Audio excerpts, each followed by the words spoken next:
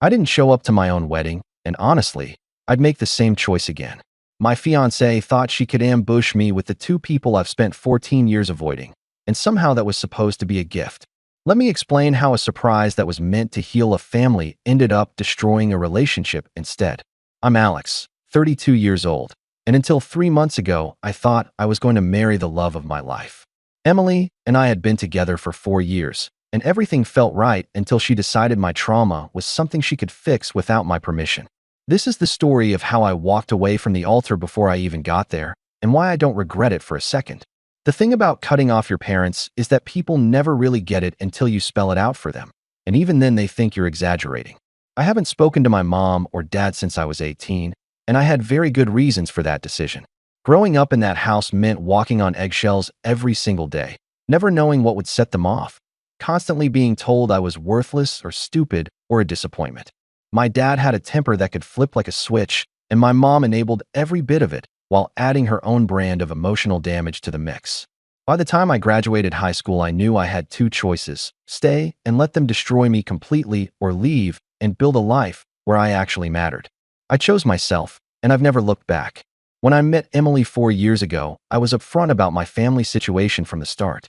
I told her my parents weren't in my life, that it wasn't up for discussion, and that I had no intention of ever reconnecting with them. She said she understood that everyone has complicated family dynamics, and that she respected my boundaries.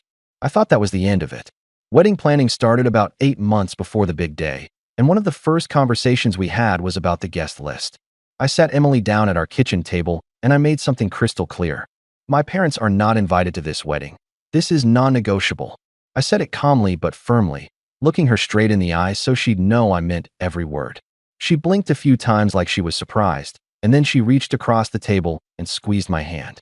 She told me it was my wedding too, that she would never invite anyone who made me uncomfortable, and that we were building our own family now.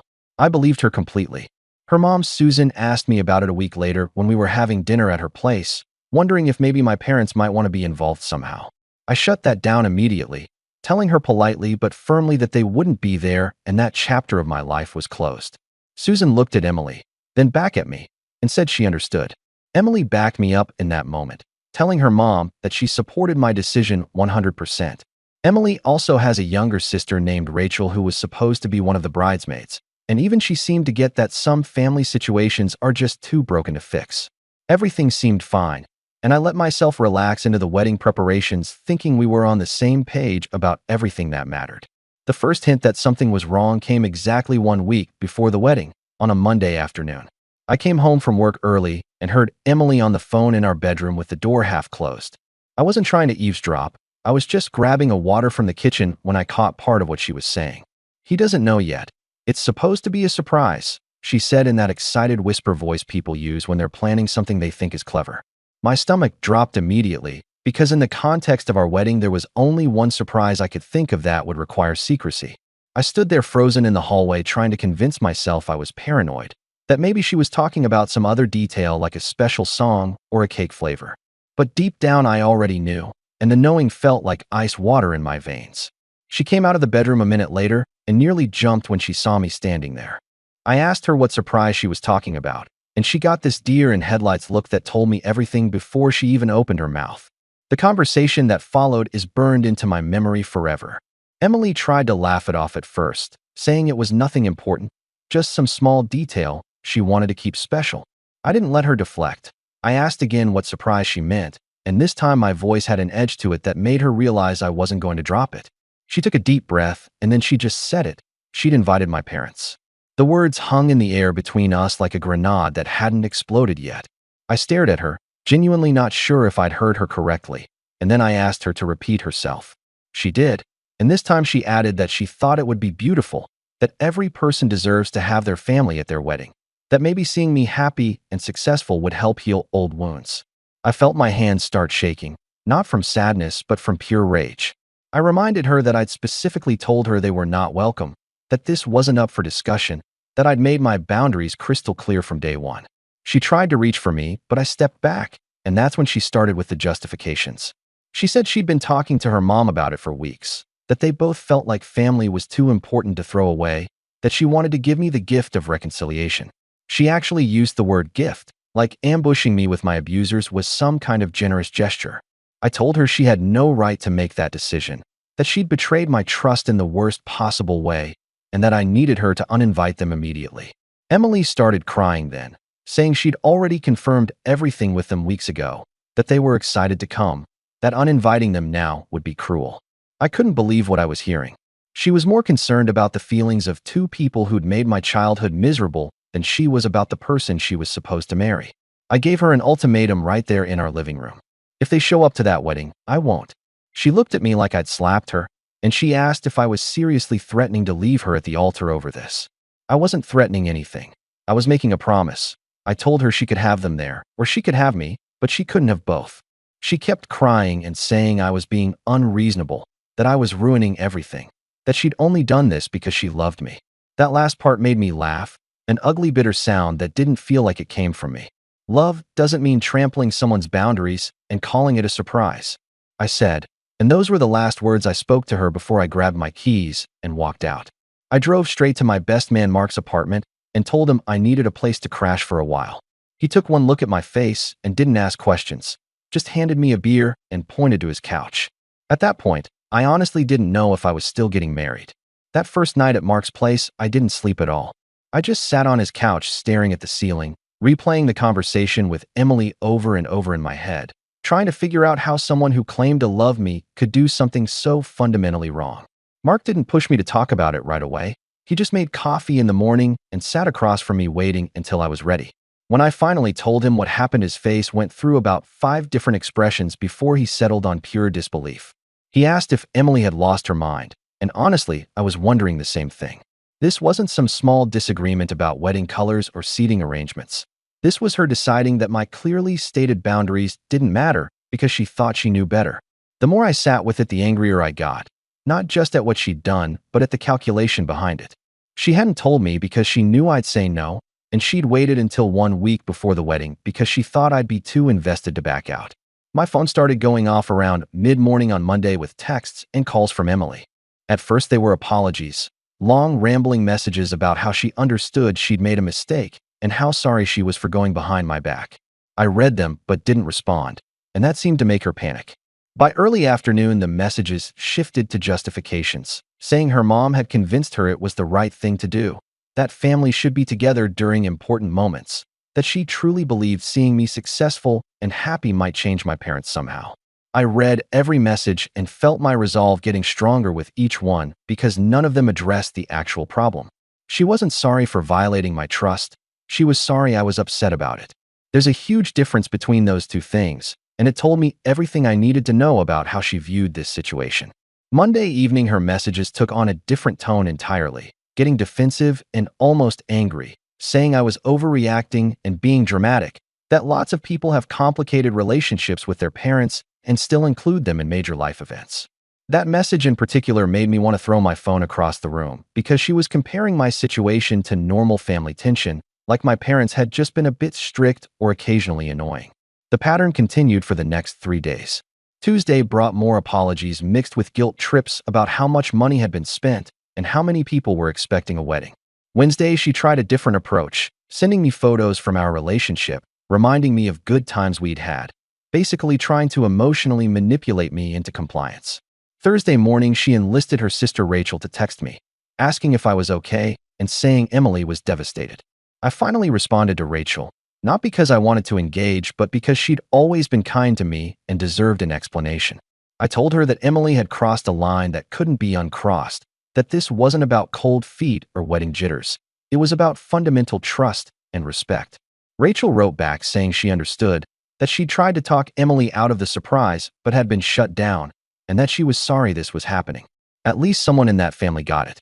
Mark asked me multiple times over those days what I was going to do, and I told him honestly that I was still deciding. Part of me wanted to believe this was just a massive error in judgment, that Emily would come to her senses and somehow fix it, that we could move past this if she truly understood how badly she'd messed up. But another part of me, the part that had survived 18 years with my parents, was screaming that this was a red flag I couldn't ignore. The thing about boundaries is that they only work if people respect them, and Emily had shown me that when it came down to it, she thought her feelings and her family's opinions mattered more than my explicit needs. I kept thinking about what marriage to her would look like, whether I'd spend the rest of my life wondering when she'd decide to override my decisions again for my own good. Trust is everything in a relationship, and she'd shattered mine in one stupid selfish move that she'd somehow convinced herself was an act of love. The wedding was supposed to be on a Friday afternoon at a venue about 30 minutes outside the city. Thursday night around 11, Emily sent me one final text that was different from all the others. "Please just come tomorrow. We can figure everything else out after," she wrote, and I realized that was her strategy all along. She thought if she could just get me to that altar, surrounded by all our friends and family and my parents, I wouldn't be able to walk away. She was betting on my discomfort with public confrontation, betting that I'd swallow my anger and go through with it rather than cause a scene. That text was what made my decision final, because it showed me she still didn't get it. This wasn't about the wedding or the guests or avoiding embarrassment. This was about the fact that I couldn't marry someone who thought my trauma was a problem to fix without my consent. I turned off my phone around midnight and told Mark I wasn't going. And he just nodded like he'd been expecting that answer all along. Friday morning felt surreal, like I was moving through a dream where nothing was quite solid. I woke up on Mark's couch knowing that right now Emily was probably getting her hair done, that in a few hours she'd be putting on her dress, that guests were already starting to arrive at the venue. I felt guilty for about 10 seconds before I remembered why I wasn't there, and then the guilt transformed into something closer to grief. This should have been one of the happiest days of my life, and instead I was hiding in my best friend's apartment, trying not to think about what was happening without me. Mark asked if I was sure about my decision, not because he doubted me, but because he wanted to make absolutely certain I wouldn't regret it later. I told him I was sure, that I'd rather deal with the fallout of a canceled wedding than spend my life with someone I couldn't trust. He respected that, and we spent the afternoon watching movies and pretending this was just a normal day off work. I found out later what happened at the venue, pieced together from messages Mark got from other groomsmen and some posts people made online before they realized the full situation. Guests started arriving around 2 in the afternoon, everyone dressed up and excited, completely unaware that the groom wasn't coming. Emily was in the bridal suite getting ready with Rachel and her bridesmaids, and apparently, she kept asking if anyone had heard from me, getting more anxious as time went on. My parents showed up right on schedule, my dad in a suit I'd never seen before, and my mom wearing what people described as a very elaborate dress. They seemed thrilled to be there according to witnesses, smiling and greeting Emily's family like they were honored guests instead of uninvited crashers. The ceremony was supposed to start at 3 o'clock, and by 2:45 people were getting restless, murmuring about where I might be. Mark had texted me one last time right before he was supposed to walk down the aisle, one final chance to change my mind, but my phone was off, and even if it hadn't been, my answer would have stayed the same. 3 o'clock came and went with no groom. Emily sent Rachel out to check if I was in the parking lot, or maybe having some kind of crisis in my car. By 3:15, the murmuring had turned into full conversations, people pulling out their phones and texting each other asking what was going on. At 3:30, the wedding coordinator went into the bridal suite, and I can only imagine what that conversation was like, Emily realizing that I'd meant what I said, that I actually wasn't coming. The wedding was officially called off around 3:45, and guests were told there had been an emergency and everyone should go home. Emily's family was apparently mortified. Her mom, Susan, kept trying to call my phone, which went straight to voicemail, and my parents were absolutely furious. According to Mark, my dad made a huge scene in the parking lot, yelling about disrespect and embarrassment, saying I'd always been an ungrateful child, and this proved it. Several people tried to calm him down, but he just got louder, and eventually someone from the venue had to escort him to his car. He left me a voicemail during all of this that I didn't listen to until much later, and hearing that voicemail reminded me why I cut them off in the first place. I waited until Saturday evening to listen to the voicemail my dad left, partly because I needed to mentally prepare myself, and partly because I already knew it would be bad. Mark offered to listen to it first as a buffer, but I told him this was something I needed to face myself. I put my phone on speaker and hit play, and within the first 5 seconds I was transported right back to being a kid in that house. My dad's voice was pure rage, that specific tone he used when he wanted to make sure you understood how worthless you were. He called me every name he could think of, said I'd humiliated him and my mother in front of strangers, said I'd always been a disappointment, and this stunt proved I'd never amount to anything. He went on for almost 2 minutes, his voice getting louder and more vicious, and then right at the end, he said something that actually made me laugh. He told me I'd better apologize to him and my mother for this disrespect, that I owed them that much after everything they'd done for me. The irony of him demanding an apology while leaving a voicemail like that wasn't lost on me, and I saved the recording because I knew it might be useful later. Sunday morning, I finally turned my phone back on fully and found 63 missed calls and over 100 text messages. Most were from Emily, some from her mom Susan, a few from various relatives and friends asking what happened. I ignored all of them except one from Mark asking if I was still alive, to which I responded that I was fine and would explain everything later. Then I did something I probably should have done years ago. I sent the voicemail recording to Emily with a single line of text explaining that this was why those people weren't welcome in my life. I didn't expect it to change anything, but I wanted her to hear with her own ears what I'd been trying to protect myself from. She didn't respond right away, and I figured she was either too angry to reply or had finally realized she didn't have any moral high ground to stand on. The silence was almost worse than the constant messages had been because it meant she was actually thinking instead of just reacting. Emily finally called me Monday afternoon, and her voice sounded completely different than it had in any of our previous conversations. She was quiet, almost timid, and she started by saying she'd listened to the voicemail 3 times because she couldn't believe what she was hearing. "I had no idea it was that bad," she said, and I could tell she was crying. She apologized for not understanding, for thinking she could fix something she didn't fully comprehend, for putting her vision of a perfect family reunion above my safety and well-being. It was the first real apology I'd gotten from her, the first time she'd acknowledged that she'd been fundamentally wrong instead of just sorry I was upset. But here's the thing about apologies, they don't erase what happened. I told her I appreciated her finally understanding, but that the damage was done. Trust isn't something you can just apologize back into existence, especially when it's been broken this badly.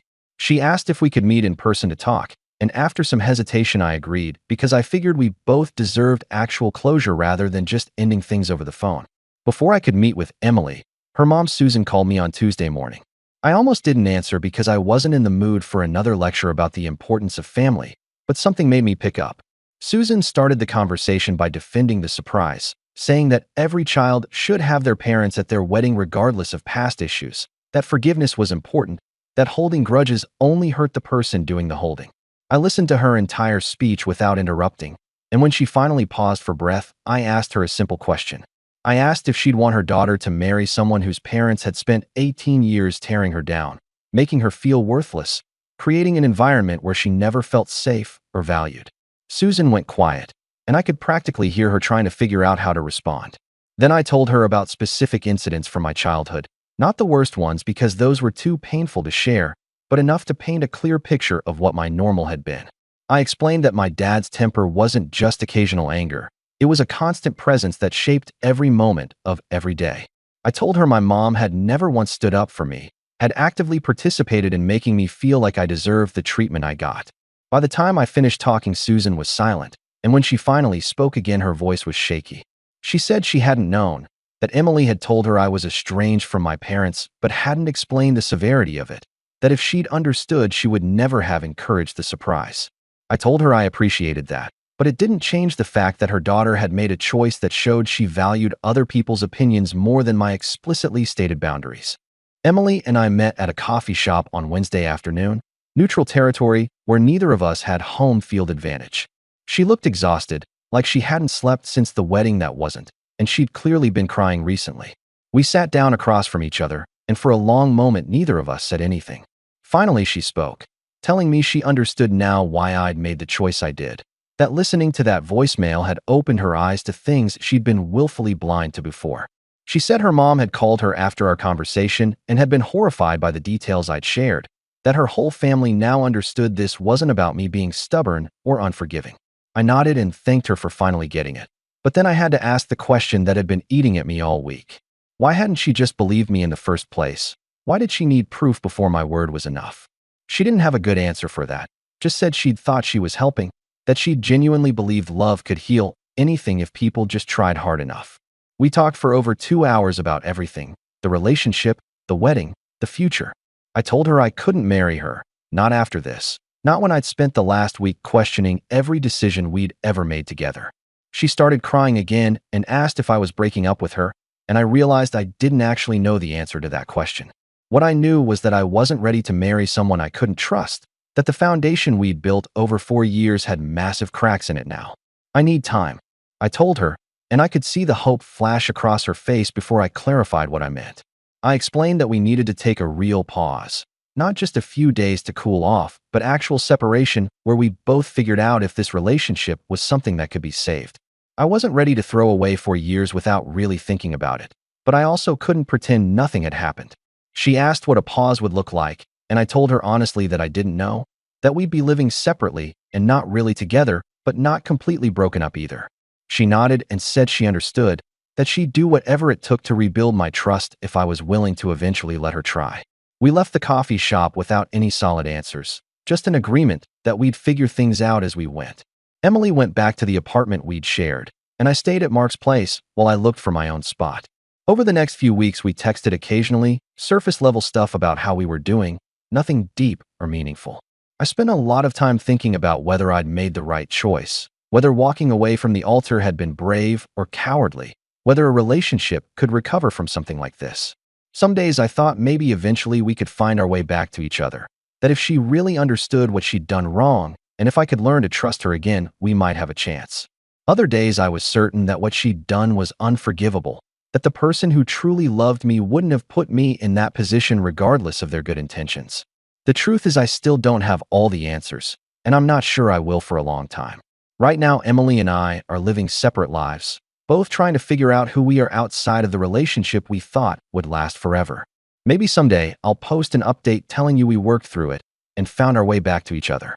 Maybe I'll tell you we officially ended things and moved on with different people. But for now, all I can say is that sometimes walking away from the altar is the only way to protect yourself, and sometimes the person you love most is the person who hurts you deepest. I don't regret my choice, even on the days when I miss her so much it physically hurts, because I know that marrying her that day would have meant sacrificing the boundaries I'd spent 14 years building. No relationship is worth losing yourself, no matter how much you love the other person. That's what I learned from all of this, and it's a lesson I'll carry with me for the rest of my life. What do you think about this story? Let me know in the comments, drop a like, and don't forget to subscribe for more real-life stories.